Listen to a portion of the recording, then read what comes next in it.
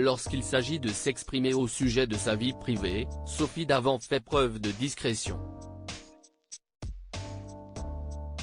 Il est rare, par exemple, que l'animatrice de radio et de télévision fasse allusion à son père, qui exerçait la profession de chercheur à l'Institut de biologie marine d'Arcachon, Gironde.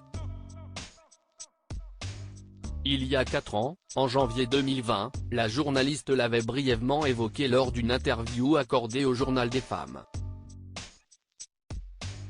Il s'est reconstruit, après le décès de la maman de Sophie Davant, qui s'est éteinte d'un cancer du sein, en faisant le choix de fonder une autre famille. Je ne le vois pas autant que j'aimerais, avait-elle expliqué. Plus récemment, ce samedi 3 février, la maman de Nicolas et de Valentine s'est livrée à quelques confidences dans les colonnes de la Provence. L'occasion, pour l'ex-compagne de Pierre Sled, de s'épancher au sujet de la passion qu'elle tient de son papa. J'ai été élevé dans un souci de protection de la biodiversité, puisque mon père était biologiste marin et qu'il a monté des associations de protection de la nature dans le sud-ouest, a-t-elle souligné auprès du quotidien régional qui l'incitait à évoquer son histoire personnelle avec les animaux. J'ai toujours eu des chiens et des chats.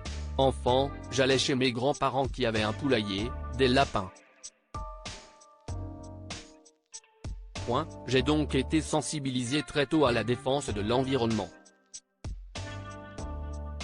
Supérieure à Sophie Davant, son évolution coiffure en 20 clichés. Sophie Davant à la tête d'un programme animalier. Ce lien, Sophie Davant ne l'a jamais perdu, puisqu'elle anime chaque samedi, depuis le 20 janvier, un programme animalier intitulé En bonne compagnie, France 3.